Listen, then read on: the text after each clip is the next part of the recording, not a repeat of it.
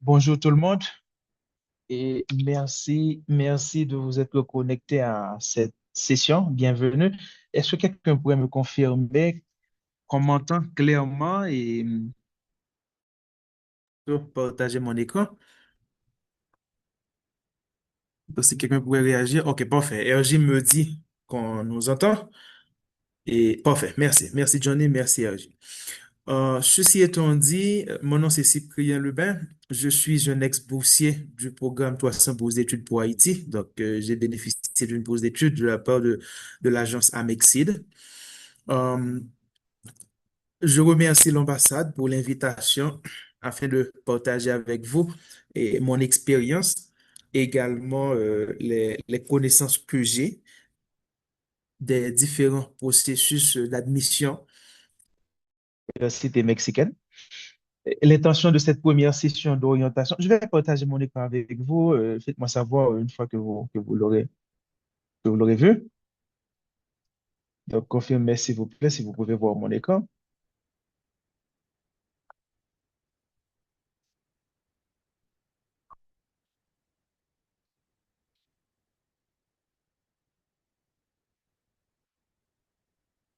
Est-ce que vous pouvez voir mon écran? Donc, quelqu'un pourrait me confirmer?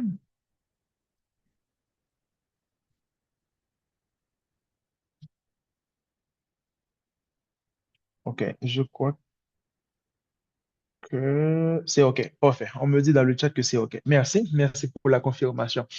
Donc, je disais, ceci est une première session d'orientation universitaire. L'idée, c'est de partager avec vous toutes les formations utiles pour le processus d'admission aux universités mexicaines, ainsi que les différentes méthodes de postulation, les conditions de postulation pour obtenir une bourse d'études. Euh, ces sessions d'orientation seront gratuites. Donc, l'idée, c'est vous accompagner, non seulement pour vous aider à découvrir les formations pertinentes pour lancer vos projets ou votre projet d'études au Mexique, mais également vous accompagner ou vous apporter du soutien dans la mesure du possible tout au long du processus, autant de l'admission à l'université comme à la postulation pour l'obtention d'une bourse d'études. Et une fois que vous aurez votre visa également, on continuera une fois qu'on aura, une fois que vous aurez obtenu votre visa, on continuera à vous accompagner au cas où ce sera nécessaire. Bien, quel est le contenu de ma présentation? Je compte vous présenter d'abord les universités du Mexique, les principales universités. Ensuite, comment est le processus d'admission à l'université. C'est important parce que c'est deux processus différents, c'est deux processus indépendants. Premièrement, vous devez être accepté à l'université et ensuite, vous pourrez postuler pour la bourse d'études. Euh, Au Mexique, il y a deux agences qui offrent des bourses d'études. Il y a la Mexid et il y a le CONACYT. Donc, je vais vous présenter l'information pertinente ou l'information générale sur les différentes conditions qu'il faudra réunir pour pouvoir appliquer pour la bourse d'Amexid et les différentes conditions qu'il faudra réunir pour appliquer pour la bourse de CONACYT. Bien, maintenant, et, les universités au Mexique. L'enseignement supérieur au Mexique est un système vaste et diversifié, structuré principalement autour de deux types d'institutions, les universités publiques et les universités privées. Euh, je vais vous présenter quelques universités publiques et ensuite quelques universités privées.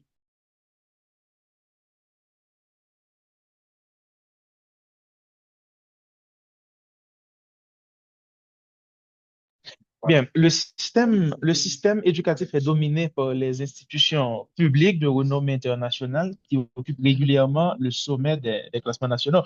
Parmi ces universités, on peut mentionner l'Université nationale autonome du Mexique, l'UNAM, l'Institut polytechnique national, l'IPN, et l'Université autonome métropolitaine, la UAM. Euh, ces universités sont particulières parce qu'elles ont des campus tout au long du pays, principalement dans la capitale du Mexique, dans la ville du Mexique.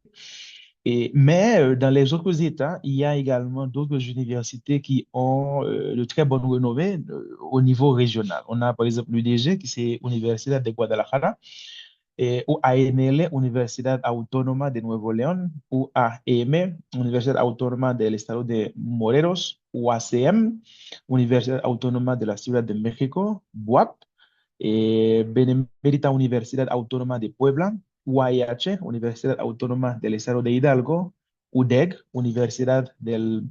de Guadalajara y Colmex, Colegio de México. Donc, les universités qui sont dans le numéro 4, ce sont des universités qui sont des leaders dans leur région ou dans leur État. Pour info, le Mexique compte le Mexique a 32 États en tout. Donc, la capitale, c'est la ville du Mexique. Les trois premières universités sont les leaders dans la capitale et elles ont des campus dans les différents autres États. Pendant que les universités du numéro 4 sont des leaders dans la région ou dans les États où elles appartiennent. D'accord? Maintenant, parlons un peu de l'UNAM. L'UNAM, c'est l'Université nationale autonome du Mexique. Elle a été classée, ou elle est actuellement classée, numéro un parmi les meilleures universités au Mexique par le QS World University Ranking 2026. L'UNAM, c'est une référence mondiale pour la recherche et les sciences. Donc, il y a beaucoup de carrières, il y a beaucoup d'options à l'UNAM. Toutes les options, presque toutes les options que vous pouvez imaginer, que ce soit une licence en droit, une licence en médecine, ou en sciences infirmières, ou en génie, donc, ou en administration, informatique, enfin, n'importe quelle carrière à laquelle vous pouvez penser pour l'instant, sûrement il y a cette carrière à l'UNAM, que ce soit pour le niveau de licence ou le niveau de troisième cycle.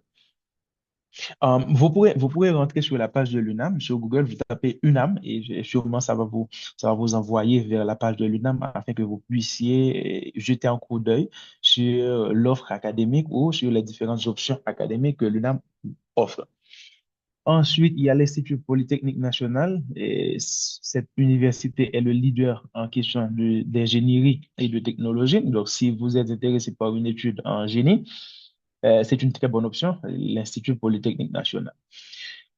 Et actuellement, l'Institut Polytechnique est en période d'inscription. Donc, si vous rentrez sur leur page, sûrement vous verrez les différentes spécifications ou les différentes conditions que vous devez réunir, les documents qu'il faut réunir, les dates qu'il faut respecter, s'ils ont leur processus d'examen, les guides, tout ça. OK? Ça, c'est pour le niveau de licence.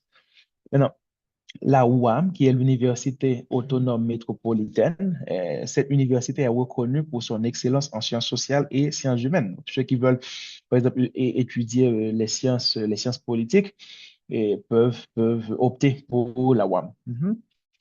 Maintenant, il y a d'autres universités comme l'UDEG, l'UDG, c'est l'Université de Guadalajara, comme je l'avais mentionné, l'UANL, Nuevo León, UAP, Puebla. Et Guadalajara, enfin Jalisco, Guadalajara, c'est la capitale de l'État de Jalisco. Puebla, Nuevo León, c'est un autre État du Mexique. Et Puebla, c'est un autre État du Mexique. Donc, si vous avez des amis ou des membres de votre famille qui vivent déjà dans un État, donc vous n'êtes pas obligé de viser l'une des trois universités que je viens de mentionner, l'UNAM, l'EPN ou la UAM.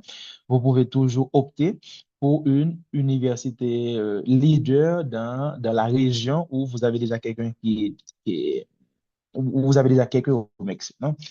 Euh, mais pour ce que ces universités, même si elles sont régionales, elles offrent une couverture de haute qualité, c'est-à-dire leur éducation est de très haute qualité et leur éducation est comparable la qualité de leur éducation est comparable à celle qu'offre l'UNAM, l'IPN ou la UAM. Maintenant, à part les universités publiques, il y a également les universités privées. Comme dans tous les pays du monde, les universités publiques ont l'avantage de coûter moins, donc c'est toujours moins cher. Mais la demande pour les universités publiques, c'est toujours plus élevée. C'est-à-dire, c'est un peu plus difficile d'obtenir votre admission à l'université publique parce que la majorité des personnes souhaitent étudier dans une université publique parce que ça coûte moins cher, la qualité de l'éducation est très bonne. Et il y a également les universités privées qui sont un peu plus chers, mais qui offrent un processus d'admission un peu plus direct, un peu plus facile. Il suffit que vous ayez payé les frais de scolarité. Il est évident qu'on va vous remettre la lettre d'admission ou qu'on va vous accorder l'admission à l'université. Euh, et certaines universités privées sont classées comme les meilleures institutions privées au Mexique et elles se distinguent par leur innovation et leur lien avec le secteur industriel. Ça veut dire que une fois que vous aurez terminé les études dans ces universités privées, c'est presque rassuré que vous aurez un travail parce que l'avantage de ces universités, c'est qu'elles vous mettent en contact direct avec les entreprises ou avec le marché du travail. Comme exemple, on peut citer le Tecnológico de Monterrey, l'université La Salle et l'université Anáhuac. Ce sont trois bonnes universités dans lesquelles il y a beaucoup d'options. Il y a beaucoup d'options. La seule chose, le seul hic, c'est que le prix de la scolarité est assez élevé en comparaison avec les universités euh, publiques. Mais maintenant, comment est le processus d'admission dans ces différentes universités, principalement dans les universités publiques? D'abord, il faut sélectionner le programme et l'université qui vous intéresse. Mon conseil, c'est que le choix soit fait dans la liste des programmes qui font partie de la bourse de CONACYT ou de la bourse d'Amexit afin que vous puissiez postérieurement appliquer pour ces bourses. Parce que si vous vous inscrivez dans une université qui n'est pas reconnue par le CONACYT ou qui n'est pas dans la liste des programmes de bourse de CONACYT, vous ne pourrez pas appliquer avec cette lettre d'admission. Il faudra que ce soit une lettre d'admission qui vienne de l'un des programmes ou de l'une des universités qui soit considérée par le CONACYT ou par la MEXIT et afin que vous puissiez participer ou postuler pour leur bourse d'études. Maintenant, comment vous pouvez connaître les programmes qui font partie de CONACYT et les programmes qui font partie d'Amexit? Je vous laisse sur l'écran les différents liens. Et sur ces liens, vous pourrez accéder à leur base de données afin de voir quels sont les programmes qui sont inclus. Euh, et cette présentation va être partagée avec vous. On va vous les partager. Donc, vous pourrez accéder aux liens et consulter en ce moment les différents programmes qui sont inclus. Maintenant, pour votre dossier de candidature, quels sont les documents qu'on va vous demander? On va vous demander le diplôme d'études antérieures, les relevés de notes de l'étude antérieure. Qu'est-ce que ça veut dire? Si vous voulez étudier une maîtrise, on va vous demander le diplôme et les relevés de la licence. Si vous voulez étudier une licence, on va vous demander le diplôme et les relevés du baccalauréat et ainsi de suite. C'est-à-dire, n'importe quelle étude que vous voulez réaliser, on va vous demander le diplôme et les relevés des études antérieures que vous avez déjà terminées en Haïti. Ensuite, on vous demande généralement une lettre de motivation et un CV actualisé. On demande que vous maîtrisiez les langues d'espagnol et d'anglais, principalement l'espagnol, parce que les cours se font en espagnol. Et l'anglais, ben, c'est parce que l'éducation, l'anglais, c'est la langue universelle de, de recherche. Donc, les articles que vous aurez à consulter durant les études, sûrement, la majorité ou la majeure partie de ces articles seront la majeure partie de ces articles seront en anglais. C'est pour cette raison qu'on demande, principalement pour les étudiants du troisième cycle, et on demande un niveau d'anglais B2. Quand je parle de troisième cycle, je fais référence au niveau de spécialisation, maîtrise et doctorat. OK? C'est ça le troisième cycle. Donc, il y a la licence et également il y a le troisième cycle. Maintenant, quels sont les documents académiques qu'on va vous demander? Il y a votre passeport, il y a l'extrait des archives et il y a une photo d'identité. Ces documents sont les documents basiques qu'on vous demande, mais chaque institution peut avoir des exigences additionnelles. Et maintenant, quelles sont les étapes d'admission, dépendamment de l'université? Et la majorité des universités imposent un examen d'admission. Dans cet examen, vous aurez des questions d'espagnol, des questions de connaissances générales et des questions de différentes. Oui, la lettre d'admission. Non, la lettre de motivation. Tous les documents que vous aurez à remettre devront être en espagnol. tous les documents devront être en espagnol. Les documents originaux qui soient en français devront être traduits à l'espagnol. On ne demande pas une traduction officielle ou une traduction faite par un notaire. Ça peut être une traduction simple si vous avez la capacité et si vous parlez assez bien l'espagnol pour faire vous-même la traduction, vous pourrez la réaliser ou un ami, un membre de la famille qui parle l'espagnol peut facilement réaliser la traduction pour vous. Mais tous les documents pour appliquer non seulement pour le processus d'admission, mais également pour la postulation à, pour la postulation à, euh, pour la bourse d'études devront être en espagnol. Maintenant, revenons à nos mots étant les étapes d'admission. Donc, la majorité des universités imposent un examen d'admission, c'est-à-dire vous participez à un concours d'admission où vous aurez à répondre à des questions de toutes sortes, dépendamment de la matière, dépendamment du champ d'études, dépendamment de la carrière que vous choisissez, vous aurez des questions, je ne sais pas moi, de mathématiques, de physique, de géographie, d'histoire universelle, d'histoire du Mexique, etc. Et des questions de langue également, que ce soit en espagnol ou l'anglais. Le français, généralement, non, mais ça peut être l'espagnol ou l'anglais. Et ainsi que d'autres matières que sûrement vous aurez à répondre. Et il y a d'autres universités qui, en plus de l'examen d'admission, demandent que vous passiez des entretiens. Ces entretiens sont en espagnol généralement. Il y a très peu de programmes ou il y a très peu d'universités qui acceptent que l'entretien soit fait en anglais. Mais il y a presque aucun programme ou aucune université qui offre la possibilité de que l'entretien soit en français. Il y a d'autres programmes qui également demandent un avant-projet ou un protocole de recherche, surtout pour les étudiants de troisième cycle, de maîtrise ou de doctorat, où l'étudiant devra présenter son projet, qu'est-ce qu'il compte venir réaliser au Mexique, dans combien de temps il compte résoudre le problème, c'est quoi le problème réel qu'il compte résoudre et également quelle méthodologie il compte utiliser pour arriver au résultat voulu. Donc, c'est ça un avant-projet. Généralement, ce qu'on va réviser dans l'avant-projet ou ce qu'on va essayer de corriger dans l'avant-projet, c'est votre capacité pour rédiger, votre capacité pour réaliser des recherches scientifiques et également votre facilité, et la facilité avec laquelle vous exprimez vos idées, et les fautes d'orthographe. Donc, on va réviser qu'il n'y ait pas trop de fautes d'orthographe ou qu'il n'y en ait pas du tout. C'est pour cela qu'il faut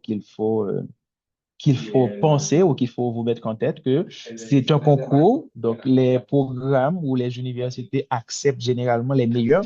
Donc, il faudrait que, si c'est un avant-projet ou un protocole, il faudrait que ce soit le mieux rédigé possible. Et si c'est un examen, il faudra que vous essayiez de répondre le mieux les questions possibles.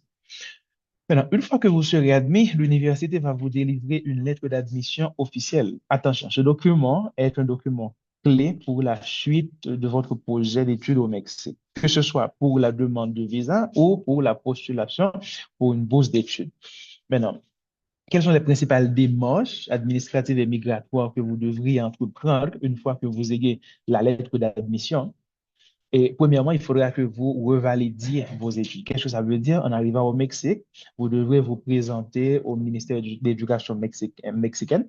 Bien sûr, ça ne s'appelle pas ministère de l'Éducation mexicaine, c'est Secrétariat d'Éducation Pública ici au Mexique. Mais c'est l'équivalent du ministère de l'Éducation nationale, du MNFP en Haïti, de la formation professionnelle. OK? Maintenant, vous vous présentez à cette institution et vous revalidez les études que vous aviez déjà réalisées en Haïti et les notes que vous aviez déjà obtenues en Haïti. Euh, Ensuite, et une fois que vous ayez votre lettre d'admission, il faudrait que vous obteniez votre visa d'étudiant afin de pouvoir rentrer légalement au Mexique.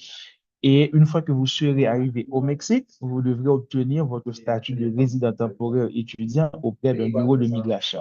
Et, et, et, et vous devez vous présenter au bureau de migration dans une période de moins de 30 jours après votre arrivée au pays.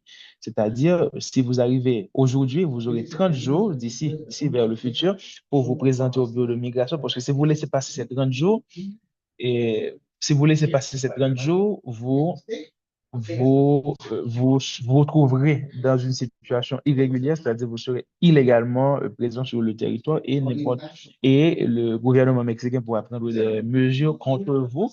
Donc, mieux vaut éviter de laisser passer ces 30 jours après votre arrivée au Mexique avant que vous n'ayez votre statut étudiant. C'est un processus qui est gratuit. Il suffit de réunir certains documents et vous présenter au bureau de migration et de manière automatique, on va vous remettre le statut de résident temporaire étudiant.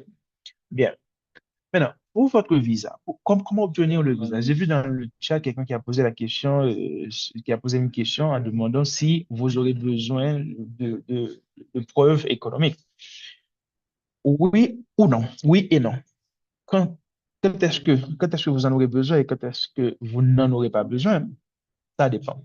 Et si vous comptez venir réaliser vos études par vos propres moyens, sans compter sur une bourse d'études, que ce soit de la MEXID ou du CONACYT, donc oui, vous devrez montrer à l'ambassade que vous pourrez prendre en charge vos dépenses économiques.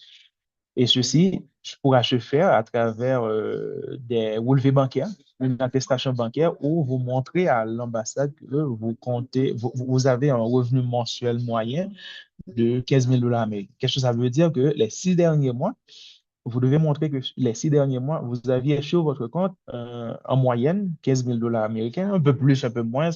Bien sûr, cet argent c'est pas obligatoire que cet argent soit constant sur le compte. Ça peut faire des rentrées et des sorties. Mais au moment où vous réalisez la demande, il faut que vous ayez la somme. D'accord? Maintenant, et si vous avez, bon, quand vous postulez pour la bourse d'Amexit ou la bourse de Conacyt, si on vous accorde la bourse, donc vous n'aurez pas besoin de présenter ces preuves économiques. Donc, c'est pour cela que j'avais répondu que ça peut être que oui ou ça peut être que non. Donc, si vous avez la bourse, vous n'avez pas besoin de présenter de preuves. Mais si vous n'avez pas la bourse, oui, il faudrait que vous présentiez les preuves. Maintenant, ça vaut la peine de mentionner et si vous avez moins de 25 ans, l'argent n'a pas besoin d'être sur votre compte. Ça peut être sur le compte de parents ou sur le compte d'un ami de la famille, etc. Mais c'est si vous avez moins que 25 ans. Mais si vous avez plus de 25 ans, si vous avez plus que 25 ans, donc vous devrez montrer à l'ambassade que cet argent ou ce compte en banque est sur votre nom. D'accord? Bien.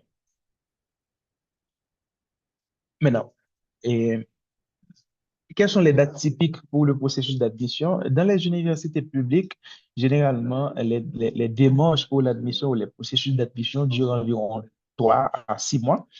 Donc, par exemple, il y a des universités qui ont lancé leur appel à candidature au mois de janvier. Donc, entre janvier et avril, ils reçoivent les dossiers. Entre avril et mai, ils réalisent des examens et des entretiens d'admission. Entre juin et juillet, ils publient leurs résultats d'admission. Et entre août et septembre, ils commencent avec le début des cours.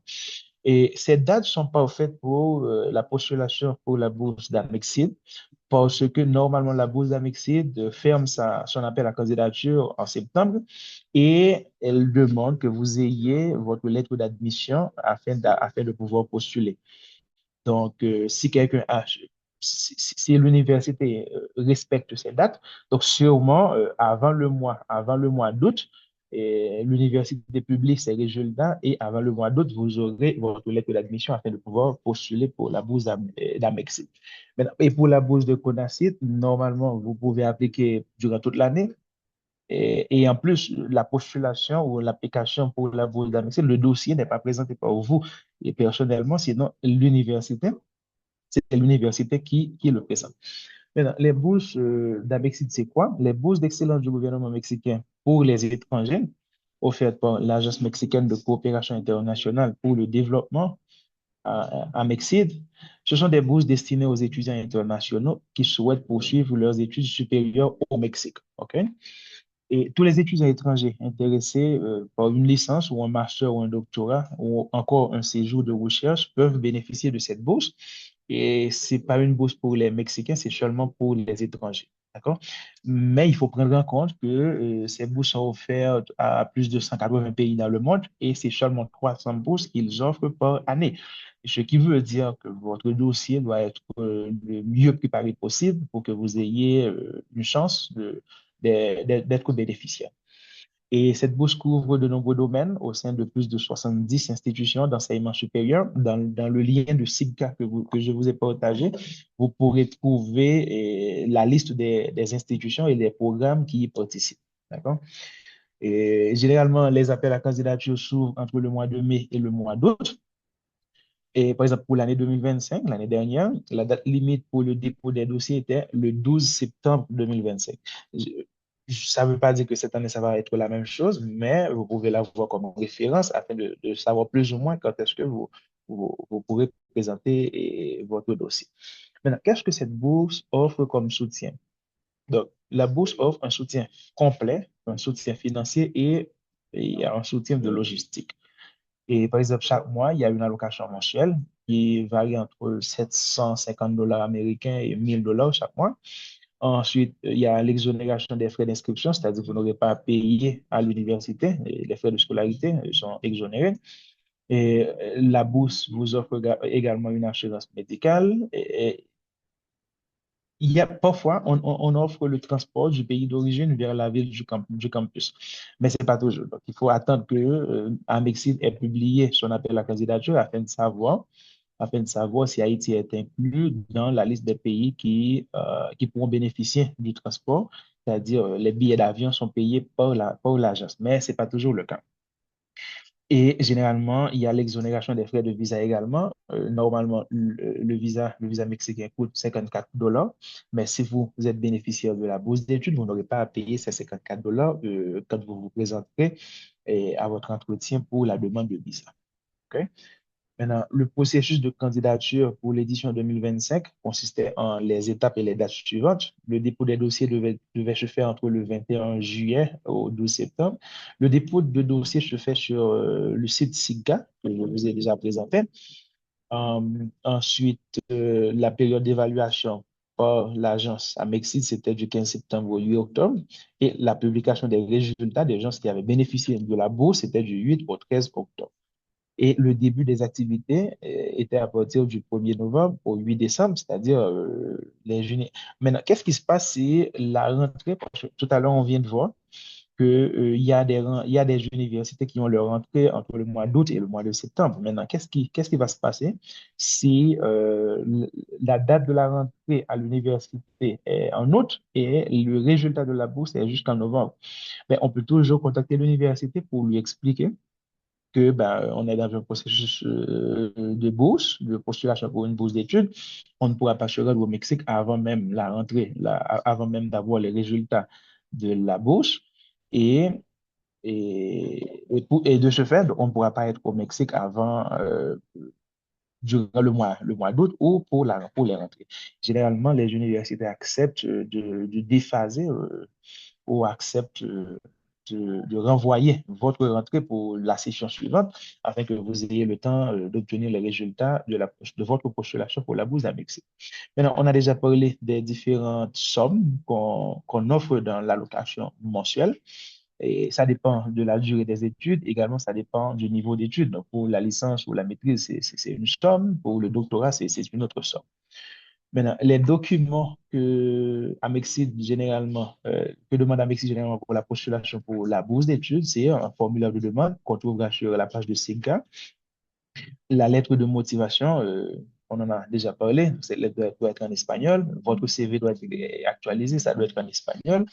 La lettre d'admission de l'université, c'est pour cela que tout à l'heure, je disais que d'abord, il faut avoir l'admission, il faut avoir réussi l'admission à l'université avant même de postuler pour la bourse. Parce que la lettre d'admission, c'est l'un des documents qu'on demande pour le dossier. Et également votre carte de naissance ou l'extrait des archives, ça doit être en espagnol. Votre passeport, ça doit être à jour.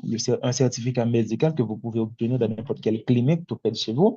Un certificat d'espagnol qui montre que vous avez un niveau B2. Ce certificat peut être obtenu dans n'importe quelle école de langue et un diplôme et le diplôme est des relevés de notes des études antérieures. Par exemple, si vous voulez étudier, si vous appliquez pour la maîtrise, donc vous devrez présenter votre diplôme et relevé de notes pour la licence. Si vous appliquez pour la licence, vous devrez présenter votre diplôme et vos relevés de notes pour le baccalauréat. Et ensuite, il y a une lettre d'engagement et où pour vous vous engager à retourner dans votre pays après les études. Donc, je vous présente une capture d'écran du système SECA. C'est ça le lien, vous pouvez y accéder. Il faudra créer un compte, un compte utilisateur avec un email et un mot de passe, donc c'est très facile. Et maintenant, quelles sont les caractéristiques de la lettre d'admission?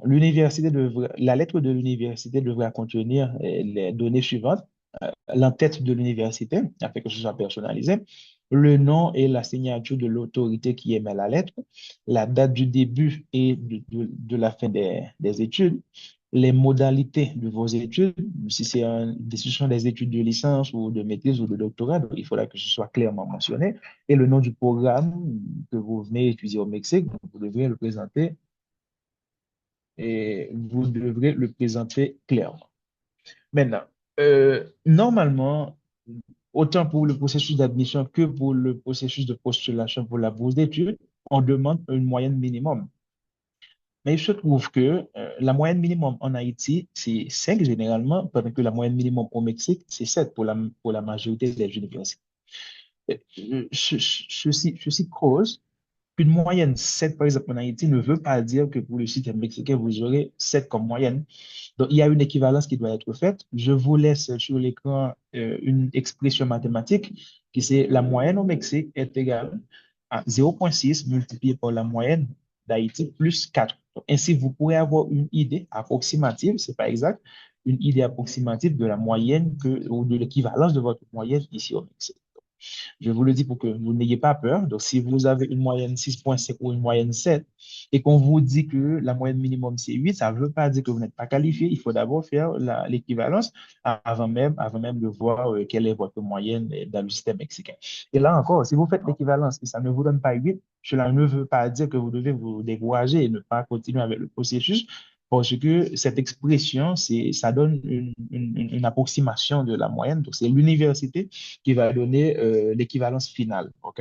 Donc, ça peut arriver que vous pensiez que vous avez une équivalence de 7,5, mais pour l'université, vous avez une équivalence qui est supérieure à 8. Donc, ne vous inquiétez pas pour la moyenne, même si vous ne voyez pas, même si dans vos relevés de notes ou bon, dans vos relevés de notes des études antérieures, vous n'avez pas cette moyenne 8, et ce n'est pas une raison pour ne pas continuer avec le processus.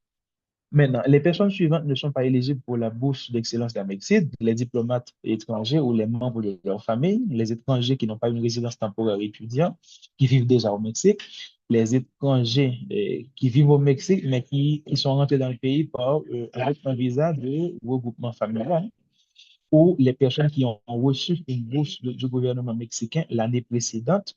Et les ex-boursiers de la médecine également ne peuvent pas participer si la durée de leur étude précédente n'est pas encore écoulée. Qu'est-ce que ça veut dire? Par exemple, moi-même, j'ai bénéficié d'une bourse de la médecine en 2014. Les études pour lesquelles j'ai obtenu cette bourse ont duré 4 ans et demi.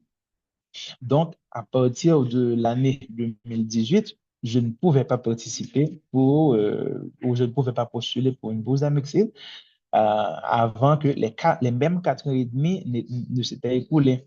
Ces 4 ans et demi s'étaient écoulés en 2023. Donc, à partir de 2024, j'ai pu appliquer à nouveau pour une bourse d'études d'Amexi.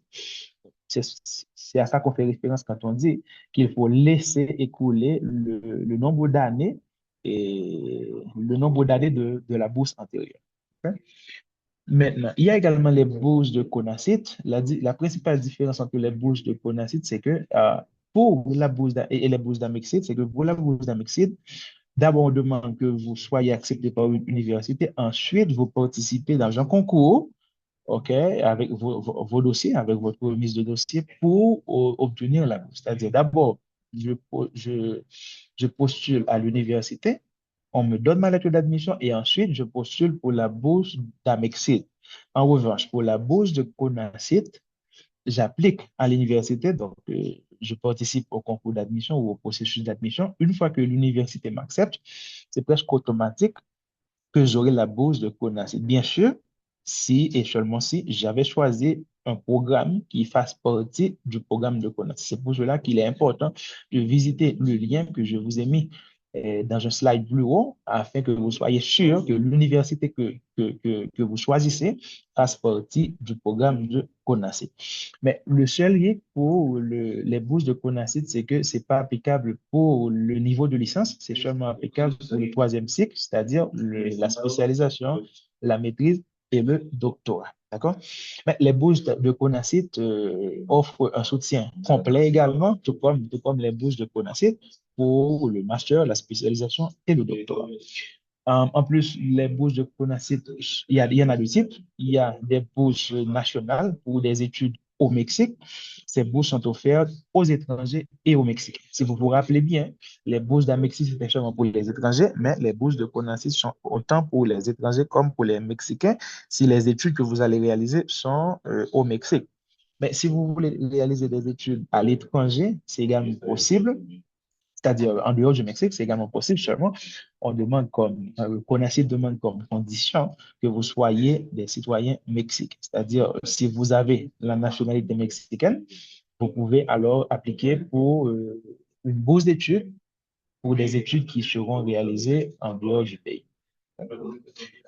Maintenant, généralement, les appels à candidature pour les bourses de CONACYT sont publiés 2 fois par an. Grâce à ceci, grâce à cette double appel à candidature, grâce à ce double appel à candidature, vous pouvez appliquer dans les universités qui font partie de cette liste durant toute l'année. Contrairement à Mexid, où vous devez avoir votre lettre d'admission avant le mois d'août. Mais pour la bourse de CONACYT, vous pouvez obtenir votre lettre d'admission à n'importe quel moment de l'année et sûrement vous pourrez participer ou vous pourrez postuler pour la bourse de CONACYT. OK? Maintenant, quel soutien financier et logistique offre la bourse de CONACYT? C'est un soutien complet, tout comme la bourse de la Mexine.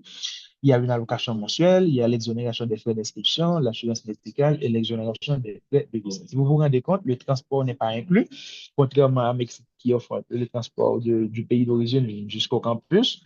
CONACYT, non. CONACYT vous exige d'obtenir votre visa, d'arriver au Mexique, d'arriver au campus. À partir de ce moment, donc, il commence à vous offrir le soutien financier et logistique. Et maintenant, quelles sont les conditions pour postuler pour la bourse de CONACYT? Il faut être admis dans l'un des programmes de leur liste. Il faut avoir un statut légal d'étudiant et une moyenne minimale de 8. Également, le dépôt de vos dossiers se fait via l'université. Maintenant, quelques questions fréquentes qu'on nous pose souvent dans ce genre de session d'orientation. On nous demande s'il est possible de postuler en étant déjà au Mexique ou en disposant de notre type de visa. Oui, c'est possible. Dans la présentation, je vous ai présenté les conditions. Est-il possible de postuler après avoir déjà bénéficié d'une bourse du gouvernement mexicain? Oui, si c'était une bourse de la Mexique, il faudra attendre. Si c'était une bourse de la Mexique, il faudra attendre que la durée des études précédentes soit écoulée avant de pouvoir participer à nouveau. Y a-t-il une limite d'âge pour postuler? Non, le Mexique ne met pas de limite pour les études. En conséquence, il n'y a pas de limite pour postuler pour les bourses non plus. Est-il possible de postuler à plusieurs universités figurant sur la liste? Définitivement, oui, c'est possible. Mais attention, et une fois que vous aurez à postuler pour la bourse, il faudra choisir l'une de ces universités parce que la bourse ou le processus de postulation ne vous permet pas d'appliquer avec plusieurs universités. Et mon conseil, c'est choisir la meilleure université dans la liste des universités mexicaines. Alors, dans la liste des universités qui vous acceptent, il faudra choisir la meilleure. Existe-t-il des programmes enseignés en anglais ou uniquement en espagnol? Oui, il y a des programmes qui sont enseignés en anglais, mais dans la lettre d'admission, l'université devra bien spécifier que le programme sera enseigné en anglais afin que la Mexique le prenne en compte. Est-il possible de changer de programme après l'obtention de la bourse? Généralement, non, c'est pas possible, c'est pas facile, parce que la bourse est liée directement au programme que vous avez choisi. C'est pour cela qu'il faut qu'il faut bien choisir dès le départ afin que vous n'ayez pas ce programme. Où est-ce que vous pouvez obtenir la certification ou le certificat d'espagnol? Ça peut être dans n'importe quelle école de langue qui soit reconnue. Et la bourse couvre-t-elle l'intégralité des frais de scolarité pour tous les programmes ou seulement pour certains?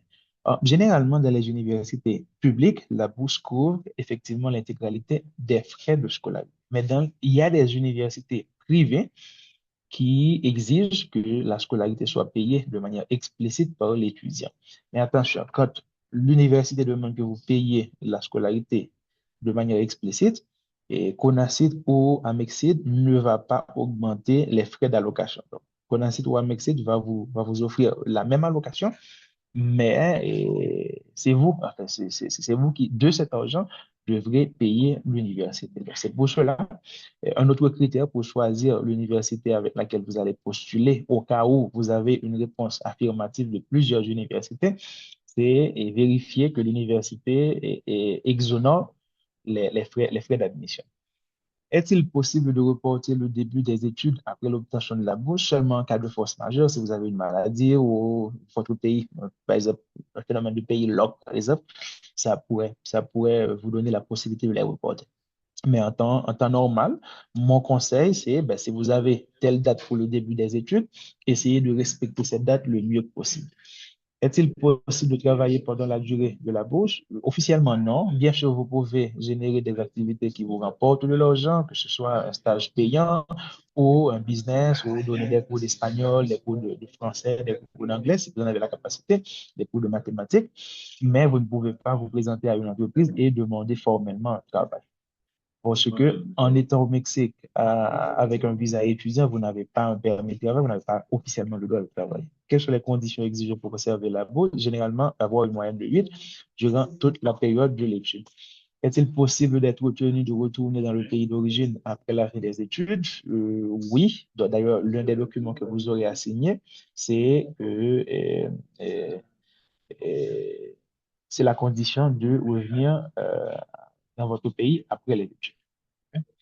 Existe-t-il une possibilité d'établir des partenariats avec des universités en Haïti? Définitivement oui, c'est l'un des programmes ou c'est l'un des projets que l'ambassade d'Haïti au Mexique actuellement est en train, sur lequel l'ambassade d'Haïti au Mexique est en train de travailler et afin de faciliter la tâche aux étudiants qui veulent venir étudier au Mexique. Donc, établir des partenariats entre les universités haïtiennes et les universités mexicaines.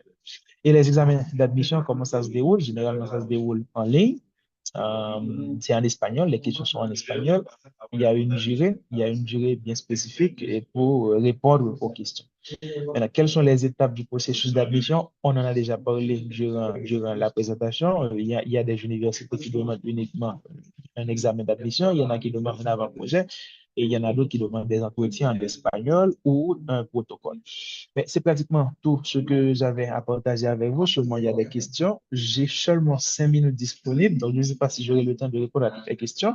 Sinon, vous pouvez de toute façon les écrire dans le chat et on va les recollecter et on va envoyer et on enverra les réponses par email. Donc, je ne sais pas si Madame Joseph est disponible afin qu'elle puisse faire un résumé pour moi des questions les plus importantes ou les plus urgentes parce qu'on a uniquement 5 minutes pour essayer d'y répondre.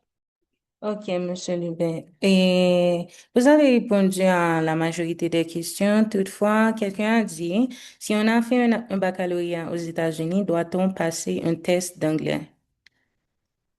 Non, pas nécessairement. Et parce que les études vont se faire en espagnol, donc le test va être en espagnol.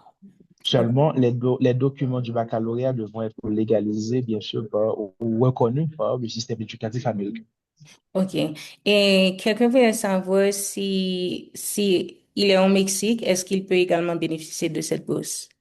Définitivement, oui, seulement s'il n'a pas le statut de résident étudiant, et il y aura des démarches additionnelles qu'il aura à réaliser, mais définitivement, oui. Et bien sûr, il faut qu'il soit légal dans le pays pour pouvoir participer, c'est-à-dire qu'il ait une résidence. Ok. Si on a des proches aux États-Unis, peuvent-ils servir de garant? Oui, seulement si l'étudiant a moins de 25 ans. S'il a plus de 25 ans, c'est plus possible.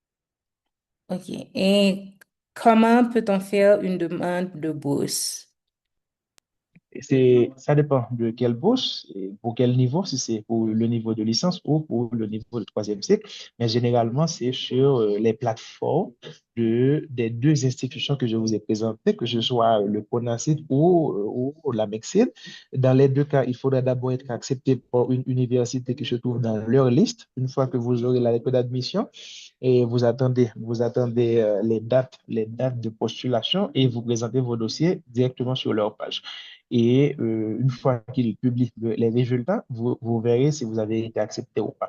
Généralement, selon mon expérience, la bourse d'Amexit est un peu plus difficile, mais pour la bourse de Conacit, tous ceux qui y postulent reçoivent la bourse. Ce qui est plus difficile pour la bourse de Conacit, c'est l'admission à l'université. Mais pour Conacit, c'est facile d'être admis à l'université, mais ensuite, il faudra attendre que le concours soit réalisé afin de savoir si on a été accepté ou pas. OK.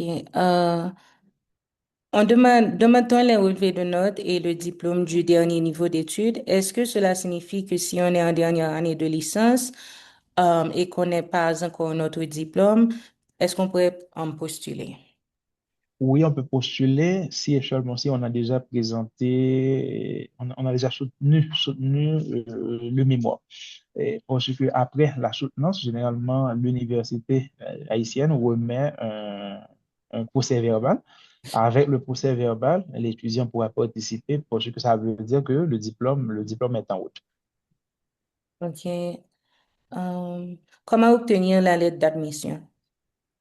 Ben, premièrement, il faut remplir toutes les conditions de l'université afin d'être admis. Une fois qu'on est admis, on contacte l'université pour lui expliquer qu'on en a besoin non seulement pour l'obtention du visa, mais également pour la postulation pour la bourse d'études. Et l'université émet la lettre et l'envoie par DHL ou par FedEx ou par moyen de transfert parce que vous aurez besoin de l'original de la lettre pour les suivre. OK. Est-ce que certaines universités offrent une année préparatoire pour les personnes qui ne parlent pas l'espagnol ou l'anglais? Non, la préparation en langue doit être faite de manière personnelle. OK. Dois-je fournir les relevés? Vous avez déjà répondu à cette question. Je suis en Colombie et j'étudie en agriculture et élevage. Je souhaite continuer mes études. Comment puis-je euh, vous contacter afin de m'aider avec les démarches, notamment pour les bourses de CONACYT? Et l'ambassade a mis un courrier à disposition à votre disposition. Donc, si Madame Joseph me rend le service de noter ce courrier, ben voilà, elle vient de le faire. Donc, on vient de mettre un courrier dans le chat. Donc, si vous avez des questions bien spécifiques, vous pouvez nous contacter à travers ce email et on essaiera de faire le suivi nécessaire. Bien sûr, ce qui est à notre disposition. OK. Et pour les professionnels en hôtellerie et tourisme, dans une école professionnelle en Haïti, je pense que peut-être cette personne demande si elle est éligible pour pouvoir Bien poser sûr, sa candidature. Mhm. pour poser sa candidature pour une étude de licence, oui, mais généralement, on n'accepte pas les certificats des écoles professionnelles pour des études de master ou des études de maîtrise, de spécialisation. Ok. Donc, si on a la connaissance en hôtellerie, c'est bien, mais on devrait appliquer pour un niveau de licence, parce que normalement, si je ne me trompe, et les études d'hôtellerie en Haïti, c'est de 2 ans ou moins. Donc, les études de licence acceptées ici au Mexique, c'est au moins 4 ans. Ok. Bonsoir à tous. Je viens de terminer ma première année en sciences informatiques. Est-ce que je peux postuler pour la bourse avec les relevés de notes et continuer pour la deuxième année au Mexique? C'est très difficile d'être accepté par l'université en considérant la revalidation des études. Mon conseil, c'est toujours mieux de recommencer. Donc, si on est seulement en première année, c'est mieux de recommencer la licence. Et ce qui pourrait être fait, c'est s'il y a un partenariat entre l'université mexicaine et l'université haïtienne, l'étudiant pourrait venir au Mexique, réaliser un séjour de 6 mois ou d'1 an et ensuite retourner en Haïti pour terminer ses études. Mais je pense que c'est mieux de recommencer l'étude à zéro. On va Ok. recevoir 2 autres questions pour faute de temps. Ok, quelqu'un a dit, est-ce qu'on peut postuler pour les deux bourses à la fois qu'on a cité à Mexique? Oui, oui, on peut le faire, mais si on vous accepte pour les deux, il faudra en choisir l'une. On ne peut pas OK. avoir les deux en même temps. Mhm. OK. Quelles seront les démarches supplémentaires pour les Haïtiens qui ont en leur possession une résidence temporaire étudiant au Mexique?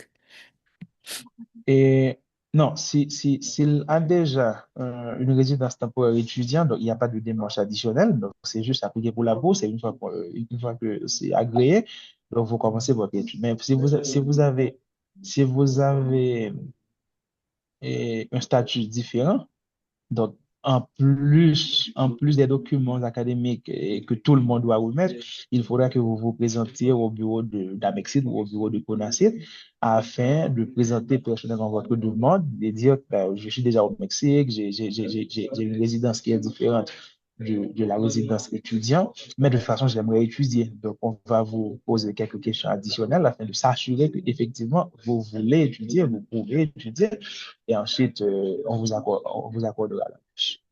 OK. Une dernière question, Monsieur Lubin. Um, il y a un teacher ligne qui dit, si une personne est actuellement en cours de réalisation de mémoire pour l'obtention de sa licence, est-ce qu'elle ne peut pas postuler est-ce qu'elle peut postuler entre-temps pour une maîtrise? Elle a l'attestation de fin d'études ainsi que les relevés de notes.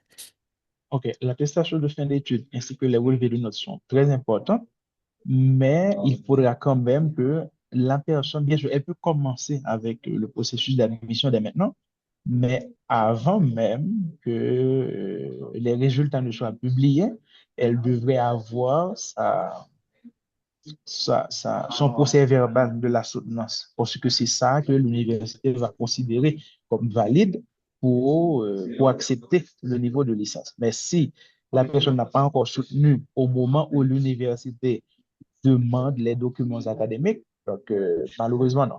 On ne pourra pas vous participer. OK, alors je peux conclure? Oui, s'il vous plaît, merci.